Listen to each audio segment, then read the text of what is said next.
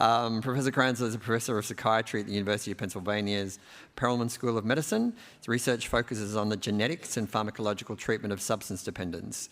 His research has been continuously supported since 1987 by grants from the US National Institutes of Health.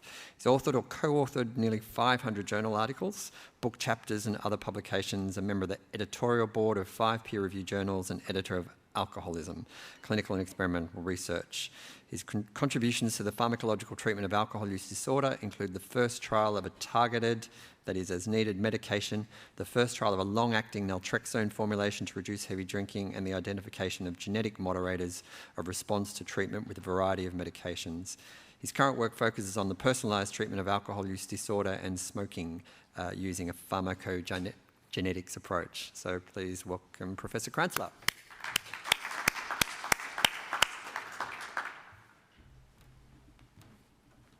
Thank you. It's really a pleasure to be here. I thank the organizers for inviting me.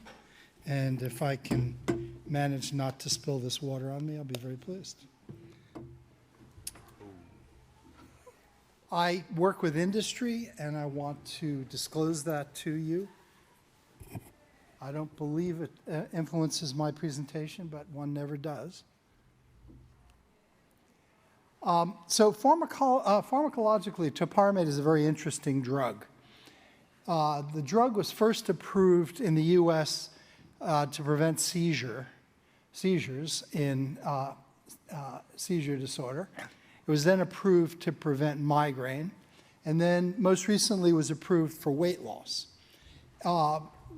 It is not approved for the treatment of alcohol use disorder, and that's experimental, and that's another disclosure, I suppose.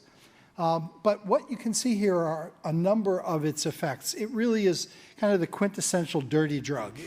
It affects a variety of neurotransmitter systems, predominantly glutamate and GABA, and the first line antagonist at AMPA and kainate receptors is what I believe explains its effects in alcohol use disorder. But it also is an allosteric agonist at the GABA-A receptor, and it has other effects which contribute to a fair number of adverse effects in addition to the therapeutic effects. The medication was first shown by Johnson et al. In 2003 to reduce heavy drinking and to increase abstinent days. Since that time, there have been 6 published trials, as you can see. On the right for heavy drinking, actually, you know what? That's a better image. Well, I'll live with this one. As you can see, for heavy drinking, 5 of 7 trials have shown the drug to be superior to placebo. This is what's called the forest plot, and this line, this dotted vertical line, is no effect, meaning it's an odds ratio of 1. There's no superiority to placebo or drug. To the right of the line means that the active medication is superior significantly, if it doesn't touch the line, to placebo. And what this shows is that 5 of the 7 trials that have been published show the drug to be better than placebo in reducing heavy drinking days. And over here, it's less clear for increasing abstinent days, but there's still an overall effect that's roughly 0.5. So a Hedges G is an effect size. It's like a Cohen's D. It just shows it's a standardized way of reflecting how effective the medication is relative to placebo. And a 0.5 effect size is a moderate effect size. It's what antidepressants used to be, but don't seem to be any longer. They're not as efficacious as they used to be, perhaps because they're so widely prescribed. But this is a nice, robust effect. This is the overall literature. We conducted a trial of the medication versus placebo in 138 heavy drinkers. We were interested in whether at a lower dosage than previously used, the medication would reduce heavy drinking in people whose goal it was to reduce their heavy drinking. So we prescribed 100 milligrams twice daily or matching placebo for 12 weeks. We gradually increased the dosage because the side effects are better tolerated that way, starting at 25 milligrams a day and gradually increasing to a total of 200 milligrams per day. We gave brief behavioral counseling at each visit, and we did a moderator analysis of RS-283-2407. Now, you're probably saying, well, what is that?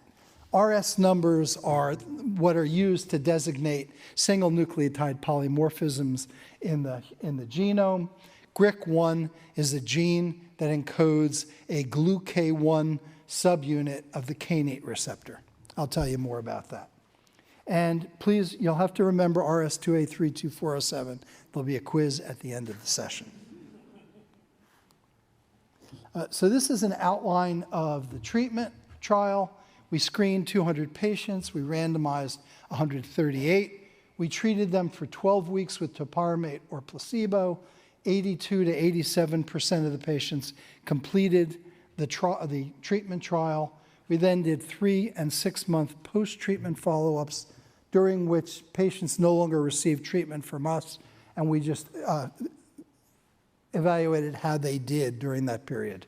And you can see that during the follow-up period, the completion rates were quite high, 83 to 90%. So we have confidence in the data in that they're pretty complete. When you have a lot of missing data, you have to do imputation, and imputation is a probabilistic thing. It's by no means certain. I have more confidence when the data are actually in hand. This is what we found.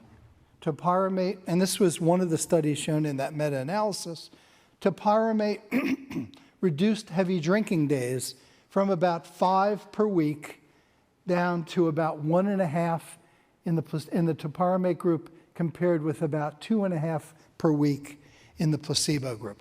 The placebo group did well. I mean, they reduced their heavy drinking days by 50%. The topiramate group did significantly better.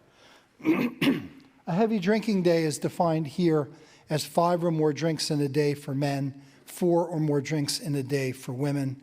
The drink size that I use for reference here is about 1.5 times the size of an Australian drink unit.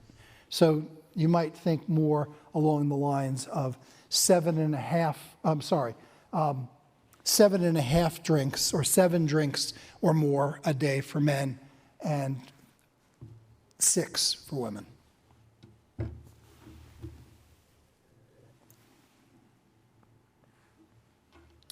I don't know how well that projects. That middle projector doesn't seem to show up very well. But you can look at on the sides if it's not as clear. We also measured gamma-GTP, gamma-glutamyl transpeptidase, which is a liver enzyme, and showed that the topiramate group in the lighter color, the bluish, had a significantly greater reduction than the placebo group, consistent with the self-report. We also looked at the short index of problems, which is a 15-item alcohol-related problem score, and you can see similarly there was a significantly greater reduction in the topiramate group than in the placebo group. So it's consistent. I mean, consistency is a very nice, a nice thing to see in any kind of an experiment. So let me just turn to the pharmacogenetics. Pharmacogenetics is the study of the genetic factors underlying differences among individuals in their response to drugs. And it's useful for a couple of reasons. It can be used to elucidate the mechanism of drug effects. A variant in a gene that encodes a protein in a specific system that moderates a response, that means it interacts with the treatment, is an indication that that system is involved in the therapeutic effects of the medication.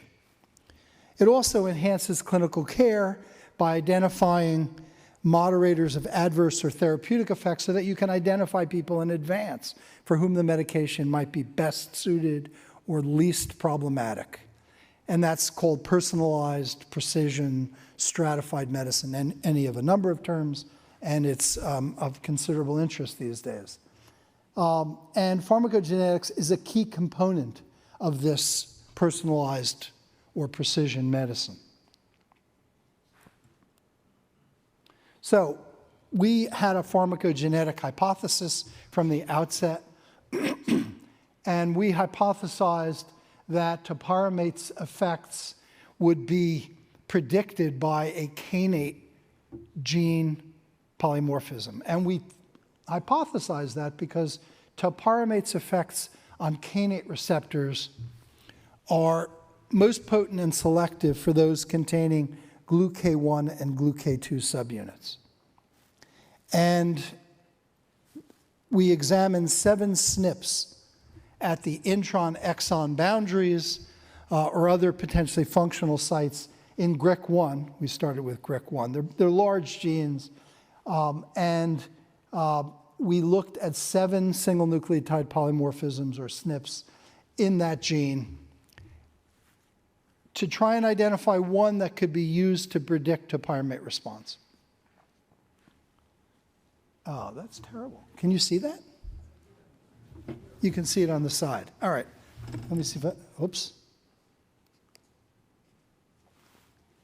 Okay, so the gold bar here is outlining one of the 7 SNPs, RS2A32407.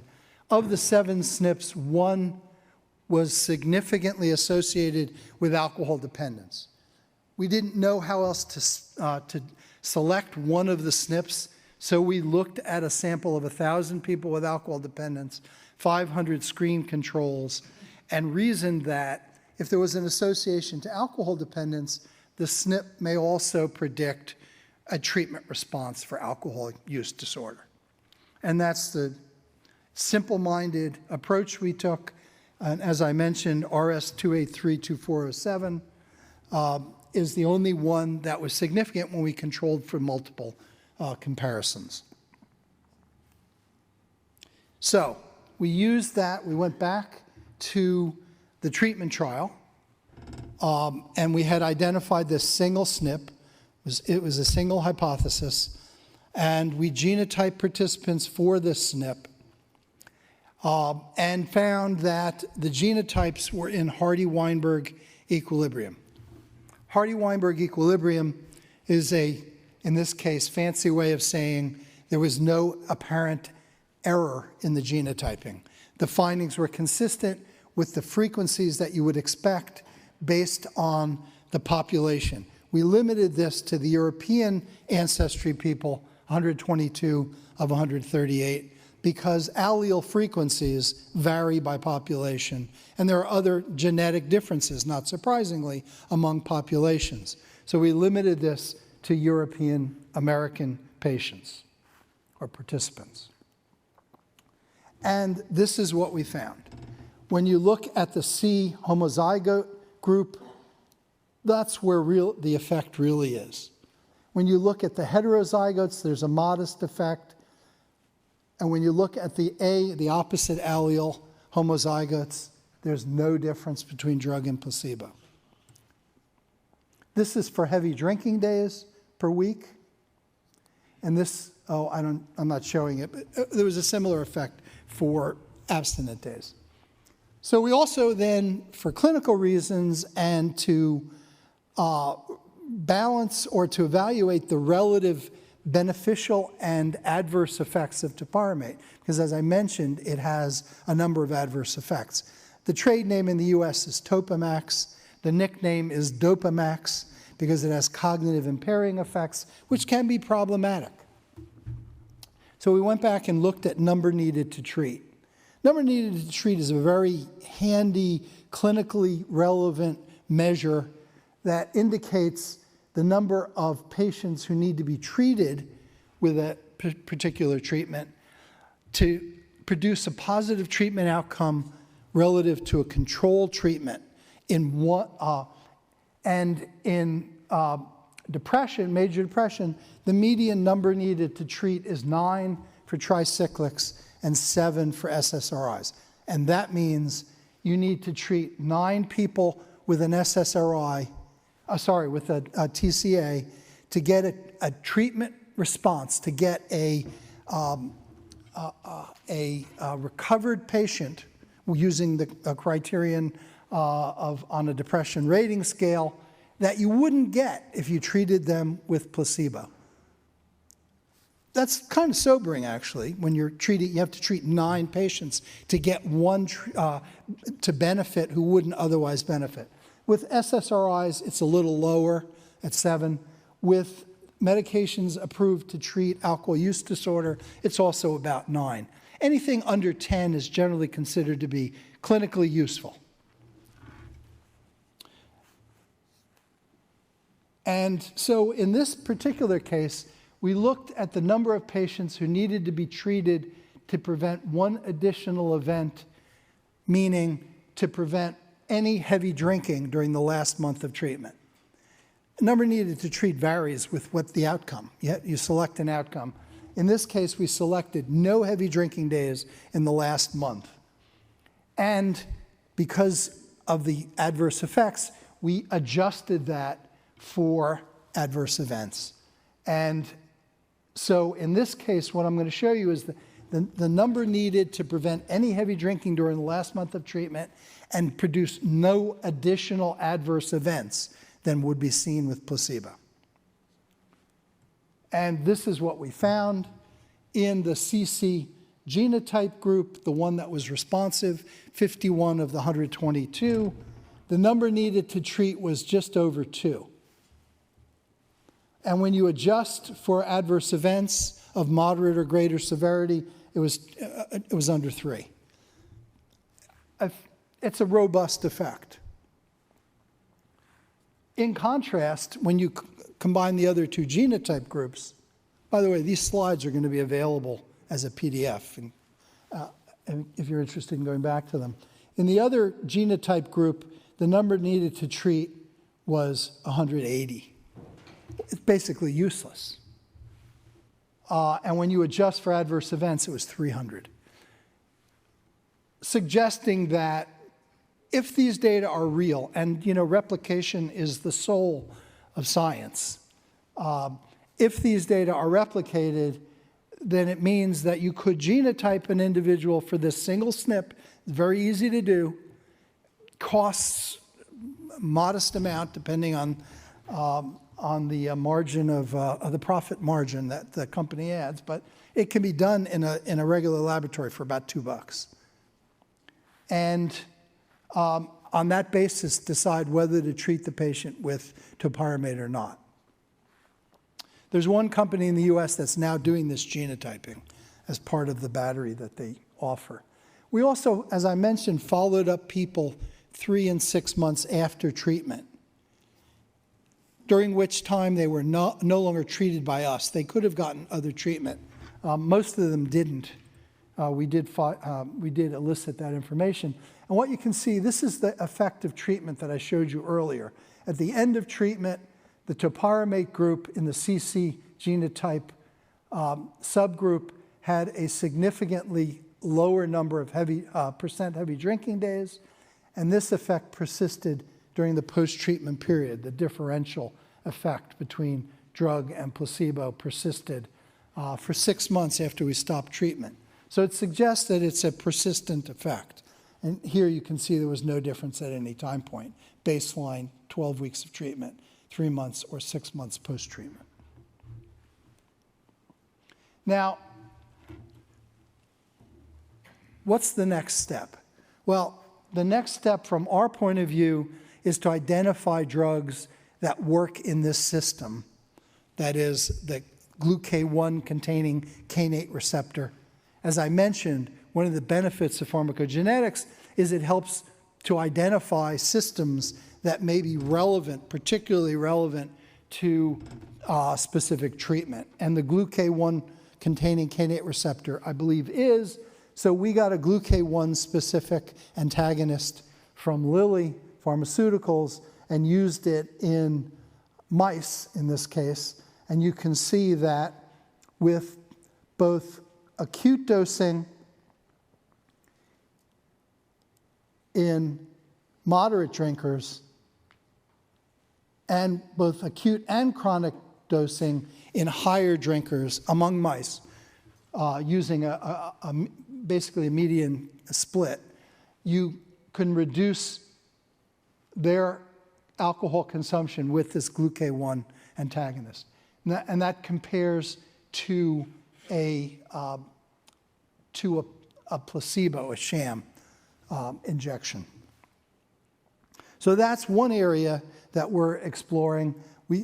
Unfortunately, this drug is not available for use in humans now. It has been used previously, produced some adverse effects that led Lilly not to develop it further, and we cannot use it in humans.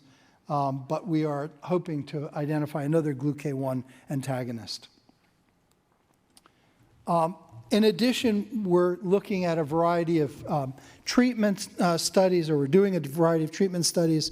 We were funded by the National Institute on Alcohol Abuse and Alcoholism in the US to do a replication study in which we're randomly assigning 200 European ancestry individuals to either drug or placebo based on genotype. So it's a 2-by-2 design. The C homozygotes are randomized to drug or placebo, and the A allele carriers are randomized to drug or placebo. And it's a 12-week trial with 3- and 6-month post-treatment outcome. We're also, as I mentioned, doing selective gluK1 antagonist effect studies in animal models with conditioned place preference and using gene knockout models. We're doing a randomized controlled trial with randomization stratified on genotype here in Sydney with Paul Haber. This was funded, Paul's the PI, was funded by the Australian, is it the MRC? Yeah, the MRC. And we recently learned we're funded to do a randomized controlled trial in African American veterans in the US through the Veterans Administration, because we want to extend this to other populations. And my colleague David Oslin is the PI of that. So let me just summarize. A SNP in GRIC1, RS2A32407, identifies European American heavy drinkers who are most likely to respond to topiramate. These findings argue for the use of enrichment trials of topiramate, and that is something I definitely would like to do, where we would select only C homozygotes. About 40% of European ancestry people are C homozygotes. We would select only those people and randomly assign them to drug or placebo. It's a very efficient way of conducting a trial. And gluK1 may be a key target for the development of more specific medications to treat alcohol use disorder.